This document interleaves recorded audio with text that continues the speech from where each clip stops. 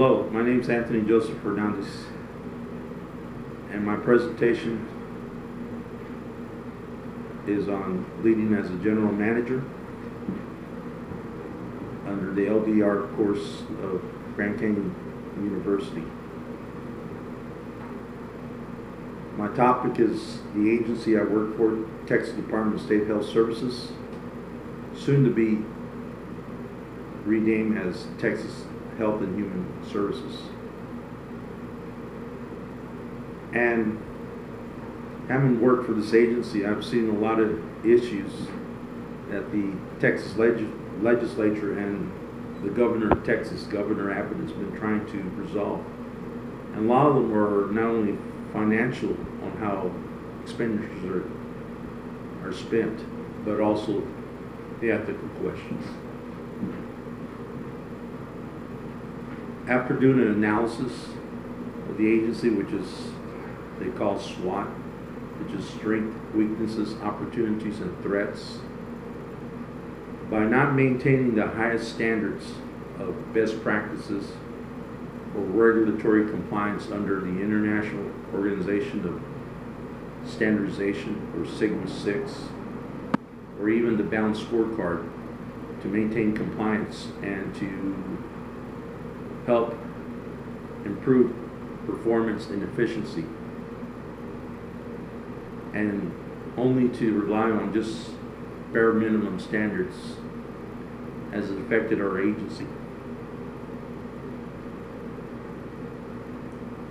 Not only in the use of the tax dollars, but also on the retention of quality and experienced employees.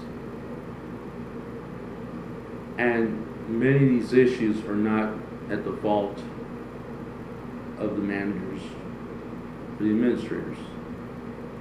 This has been a cultural business that has operated like this for many decades. And when you try to present change to managers and administrators, they cannot see these concepts or understand why it's needed. All they see is that as long as we meet bare minimum standards. And there is an issue with that. Why do we want to meet bare minimum standards for that one day of what they call regulatory compliance, or for audits, when the rest of the time we could be falling below minimum standards? And that's my issue there. I believe in best practices. I believe in the certification of the International Organization of Standardization to meet all compliance and regulatory issues under iOS 1900, under iOS 9000, and under iOS 9001. Because this helps in every aspect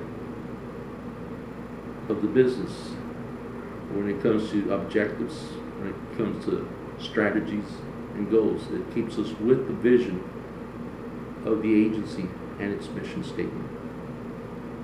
And we have to remind ourselves, who are we doing this for? And why are we doing this for? And why we have to do it this way? It's because we're not here to be self-servants of ourselves. We are here to serve the citizens of Texas. We are here to provide them the best possible service and care within the borderlines of the state of Texas. And Governor Abbott and the Texas Senate and the House of Representatives realizes this. This is why they created House Bill 15 and Senate Bill 20, which has created more audit compliance and regulatory compliance under the office of the Texas State Controller's Office on how money is going to be spent on line item budgets, which sometimes they call the zero balance budget. And that money is supposed to be spent exactly for what it says. If in line item 1 says we're going to spend this on utilities, we need to spend it on utilities. But what happens is once the funding gets down to the local campus area, the money is not spent on those line item budgets. There may be a reason. It may be that we need to take that money to pay for overtime, because in our condition, we have shortages of employees that one of the highest turnover rates. We have no policies or procedures for employee retention, no programs, no bonuses, like in the private sector. And this creates a high turnover rate, much higher than what's in the private sector. You can compare companies like Southwest Airlines that only have about 2.4% turnover rate. HEB Corporation has like a 7% turnover rate. And we can look at all these organizations that follow the highest standards of quality assurance, quality management, like companies like USAA Insurance, companies like HEB, which is the 16th largest grocery company in the United States, and Southwest Airlines.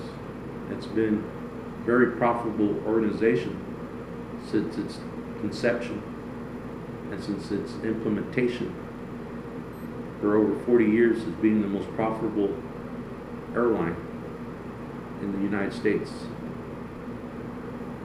The issues that we have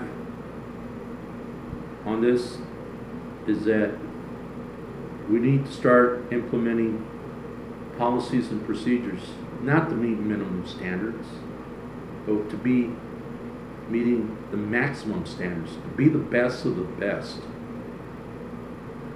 And this is where the threats come in under the SWOT, which is the strengths, weaknesses, opportunities, and threats. We're losing so much of our state agency talent to the private sector. Why?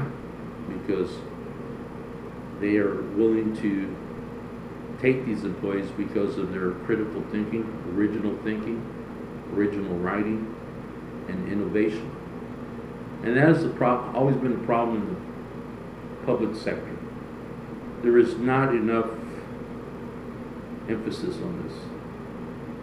And I feel with the strategic planning to meet and to stay within the vision, the mission statement, the strategic goals, to create objectives, so that way all Texans can be served by our agency, and to bring best quality of service for all Texans. This is very important, not only to the employees, but to the citizens of Texas. I mean, ask yourself this question. Very simple question. When you go to a store or a restaurant, you go to that restaurant and ask them, just to the waiter or the waitress, and say, I just want the bare minimum standards. And especially if you're at a very nice restaurant or a high-end restaurant, no, you expect the best of service, the best of food, the best of management.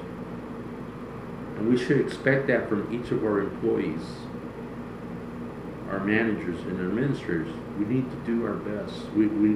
It's time for change. We need to implement the balanced scorecard so we can maintain the assurance quality, management by objectives, and assure that accounting principles are being kept, and that we're in line with what the Texas state legislature has ordered us to do as an agency, to follow these line item budgets, so that way we'll not create any deficit in our budgets before the next fiscal year. Our fiscal year is set up every 2 years by law, and the state legislature last met in 2015. 2017 is a new time for the next state legislature and Governor Abbott to meet again once in Austin to decide on how the money's going to be spent, where it's going to go, and the best way to spend the appropriate funding. And we need to create a program to retain our employees and retain the best quality employees, and not go, and to do away with nepotism that creates a lot of our downfalls. And I want to thank you for allowing me to present this presentation. Thank you and have a good evening.